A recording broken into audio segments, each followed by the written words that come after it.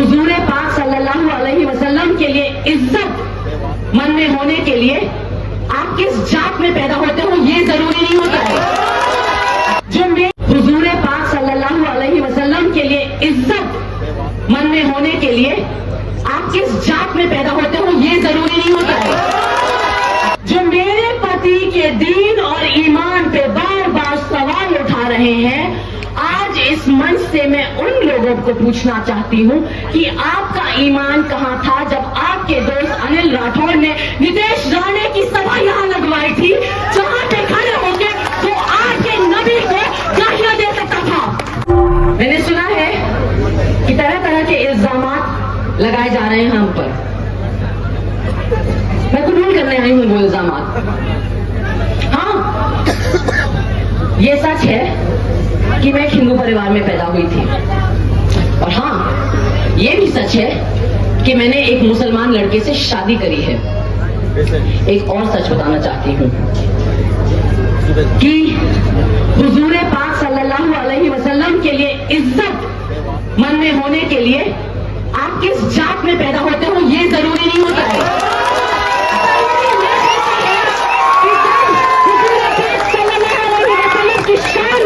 गुस्ताखी हो तो आप उन गुस्ताखों के साथ जाके हाथ नहीं मिलाते हो, ठीक है ना।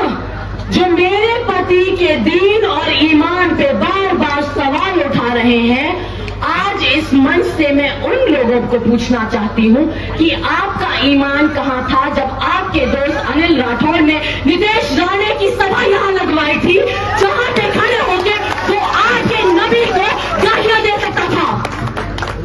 तब आपका ईमान कहां था?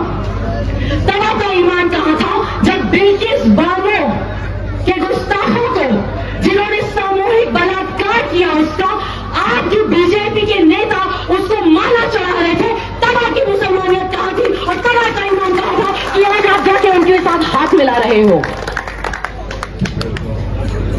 आपका ईमान तब कहां था जब वो लोग जो आपकी पार्टी और आपके पक्ष में, आपके गठबंधन में आपके साथी हैं, वो कह रहे हैं कि जब महायुति की सरकार आएगी तो सबसे पहला काम वो ये करेंगे कि मस्जिद पर से लाउड स्पीकर हटा देंगे।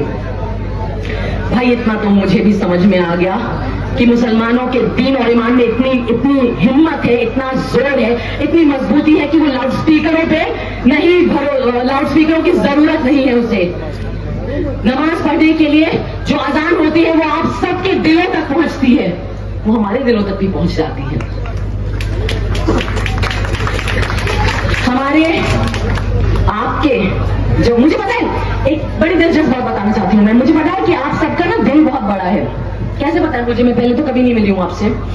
मुझे इसलिए पता है क्योंकि 10 साल से आप उन लोगों को बार बार माफ किए जा रहे हो जिन्होंने 10 साल से आपको सिर्फ और सिर्फ धोखा दिया है। 10 साल से आप उन्हें नवाजे जा रहे हो, सर पे बिठाए जा रहे हो, उनके झूठे वादे आप कबूल किए जा रहे हो।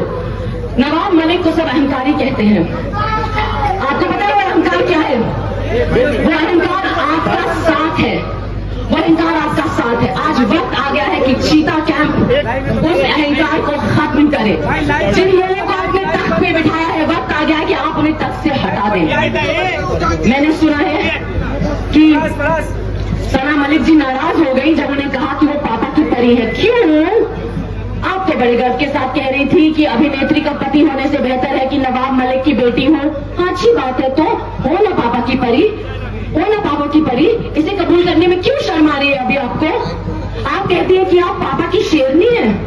शेर कई तरह के होते हैं, कुछ शेर आदमखोर भी हो जाते हैं, है ना। उन शेरों के साथ क्या किया जाता है? उन शेरों को पिंजरे में बंद करके निकाला जाता है। वो वक्त अब आ चुका है। इस घड़ी का वक्त खराब हो गया है क्योंकि समय बदल रहा है। समय ये है कि घड़ी की सेल निकालो और तुतारी बजाओ धोखेबाजों, गद्दारों और रसूल पाक के गुस्ताखों में तुतार में। एक और बात करी थी, सना मलिक ने कहा था कि फहद कौन है, उसे कौन पहचानता है? मुझे तो सब जानते हैं। हाँ, आम आदमी को कोई नहीं पहचानता है, लेकिन चीता कैंप के लोग आम आदमी को पहचानते हैं क्योंकि चीता कैंप के लोगों ने फहद को अपना उम्मीदवार बनाया है।